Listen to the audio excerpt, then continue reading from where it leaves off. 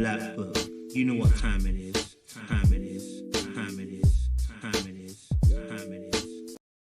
Hey guys, and welcome to Little Black Book. Happy Merry Christmas to you guys. I know I'm away right now. I'm flying on a plane right now, baby. But we're talking to you guys about 9 key lessons I learned from breakups. I want to break down some of the lessons I've learned personally from breakups. And I want to present them to you. So hopefully you can also learn some of these crazy, amazing tips and learning points that I have gone through for your benefit.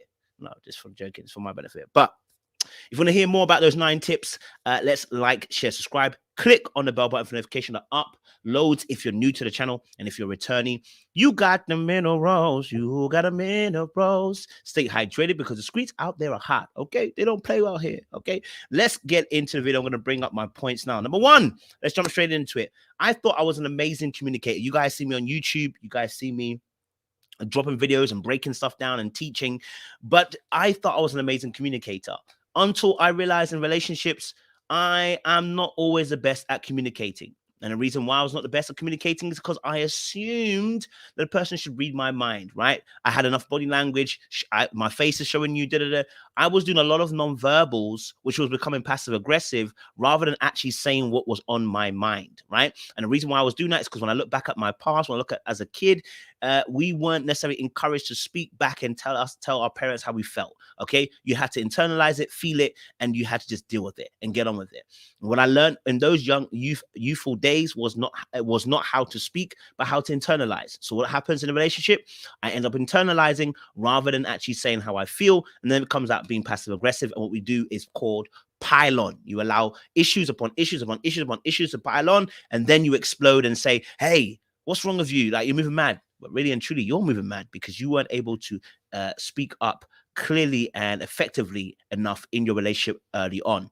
Again, I want to do all these points, but I'm gonna make them separate videos so we can go into greater depth. Number 2, I got to fight to not stonewall. Okay, due to what I just said earlier on, but being a kid, having to internalize a lot of issues, what happens is when conflict happens, I don't mind an argument. We can go into it, but when my feelings get hurt, how do I deal with that, right? What is my natural instinct when my feelings get hurt? My natural instinct is to pull away and then stonewall because I'm like, you're not about to hurt me like that. I need to get even. I need to tic-tac and toe-toe. Okay, I need to make sure I get the tiki-taka and get you back at the back. Okay, all right, la tete. I need to do that to you.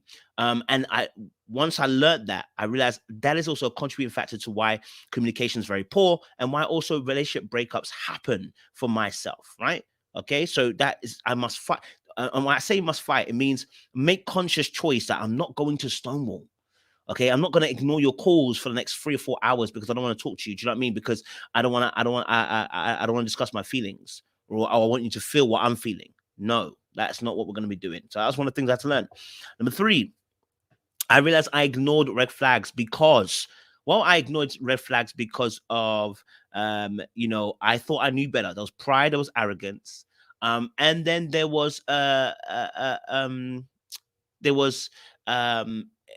pride and arrogance, and there's a level of independence that I wanted to be able to make my own mistakes. And when I made those mistakes, what happened is I actually started ignoring simple, real information that would show that this is not going to work. But I decided to push through because I had a pride and arrogance and an ego about me that I wanted to make my own mistakes. Well, there you go. I've made my mistakes, and look what it's led me to. I've only come back to the same position to go, actually, I can't be independent. This life is not only about me. No one man is an island. I didn't even at one point, I didn't really want to take any of my girlfriends to my dad. I didn't want to get his opinion. I didn't want to get an elder's opinions. I didn't want to get someone who's older and more authoritative opinion, because I was like, nah, I know what I'm talking about. I know what I'm doing. I know what I'm about. That's pride, that's arrogance, that's an ego. And it gets broken when you get hurt. And then you realize, no, I need to tap into people who are older than me, who are, let me not say older, people who are wiser than me. Yeah. And it's tapping to people who are wiser than me and help me see that. But going back to ignoring red flags, stop having ego and pride. Like, do you know what I mean? No, first and foremost. And really, actually, ignoring red flags really comes from desperation. Okay. When you're desperate, that's when you kind of, ignore red flags kind of situation. I kind of missed my 4th point here, but we'll come back to it again. Number 5, one of the reasons why, again, key lessons that I learned from why my breakups happen is constant need to understand can be a weakness. My constant need to try and understand you and empathize with you and give you grace in the wrong format is an issue. So when I see things like a wall being put up, when I see that the person's emotionally unavailable, I try to push more to try and understand them. When really I should just say, brother, don't enter that relationship.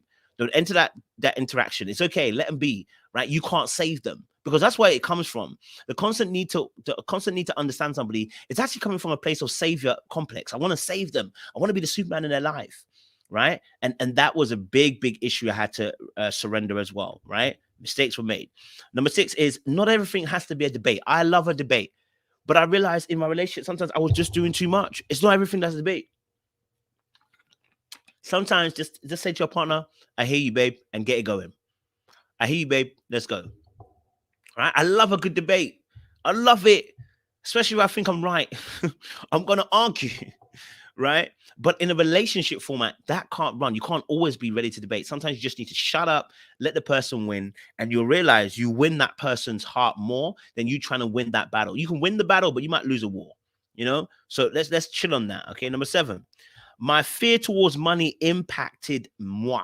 Okay, my fear towards money impacted me, and the reason why it impacted me is because I had a very, the way I saw money in relation. I remember one situation where we're talking about going to Jamaica, and I was like, well, because I was thinking about I need to pay for the wedding, I need to pay for I got money saved for our houses. And I was like, I'm not making enough to get this all done. I was thinking it has to all be on me. It's all on my shoulders. And I was feeling so much pressure that I just got vexed about Jamaican. I was like, how are you going to Jamaica when you ain't got your money sorted? I'm not going nowhere. And you want to go, but I'm not going nowhere. Right. And it turned to a massive argument because of the way I dealt with it and the way I handled the request. And I was vexed and annoyed, but it wasn't more to do. It was less to do the request and more to the fact that I felt this burden of trying to provide. Right? Everything has to be on me. I have to pay for everything. And I couldn't. The amount of money I was earning, I couldn't. It weren't going to happen, right? And again, that's why I said to you guys about finding the right kind of person and having real conversations with that individual about collaborative efforts when it comes in relationships. But yeah, money was a big issue for me. It's not so much now because obviously finances have happened and it's changed, and it's also changed my mindset towards money as well. But that's another conversation another day. Number 8, I allowed myself to rush a decision due to hunger and desperation. Listen, the reason why you rush decisions is because you're hungry and you're desperate. Okay, right? The reason why you rush decisions is because you're desperate and you're hungry and you lack composure. Okay, great sportsmen have great composure. Even when under pressure, they make the right decisions because 9 times out of 10, because they've trained, they've allowed themselves to be in a place where they don't succumb to the pressure. They keep good composure, right? They don't get overzealous. I was getting overzealous in certain situations where I'm rushing into a decision to date somebody because really and truly, I'm hungry and desperate. I just want to be loved. I just want to be taken care of, baby. When I say taken care of, I mean like in a nurturing sense. I just want to tell somebody I love them. I just want to tell somebody that I care about them. I want to be able to hug somebody. I want someone to be mine, always be mine. Love me, love me, love me. Like I just wanted to have that kind of love feeling, right? And it made me desperate and hungry. No need. Okay. And I rushed certain decisions that didn't need to be rushed. Number 9, you can't give up on safe spaces because I'm hurt. Like I can't give up. You can't. I don't know. That's the English there. You can't. I can't give up on safe spaces because I'm hurt. In relationships, as I said, like talking about Stonewall earlier on. When you get hurt, what's your natural reaction? Do you run? Because there's going to be times where you're being vulnerable and the person may hurt you in that safe space. And it's not always on purpose. We stand on each other's toes. Sometimes people are going through things in your relationship. Sometimes people are affected by certain things. What are your natural reactions going to be? Are you going to fight in that moment? Are you going to tussle? Are you going to run away? Like, what are you going to do? And if you get hurt in that safe space, will you ever come again to a safe space? Right? It's natural. It's honestly, I get it. It's painful to open yourself up vulnerably and then someone hurts you. But sometimes people are going through things. Sometimes your partner is going through things and you don't even realize and you haven't been open to it. You haven't even been singing them. But in this moment, you want to be vulnerable and you want to be open, and I get it. But sometimes people make mistakes. So just because you got hurt in that safe space does not mean you don't come back to the battlefield again. You must come back up again. Someone's got to take the lead. And as a man, especially, I'm a leader. I've got to take the lead in that, come into that safe space and be like, okay, I got hurt last time, but I'm going to come again. It hurts to do so, but I'm going to push through the pain. I'm going to come again. All right. My kind of final point, because actually number 4, I didn't actually do it, is I ignored God's direction. That's the one there. Let me put it up on the screen. All right. I ignored God's direction. Okay. The reason why these breakups were happening is because I ignored God's direction. Every single time God was telling me to go somewhere, I would be like, nah, cuz I got this. I want to go this direction. I know what I'm talking about. I know what I'm on. I know what I need to do. And yet God is like, no, but no, son, I need you to go this way. And I'm like, no, cuz let me. That's a level of pride and arrogance and ego that I'm talking about. Thinking that you can do it by yourself and think you're better than even God himself telling you where to go. Not even asking God where I should go. It's also arrogant. Some of you don't want to ask God where to go. That's the level of arrogance for you. Listen, don't do it. Like, share, subscribe, click on the bell button for notification of uploads. We appreciate you guys.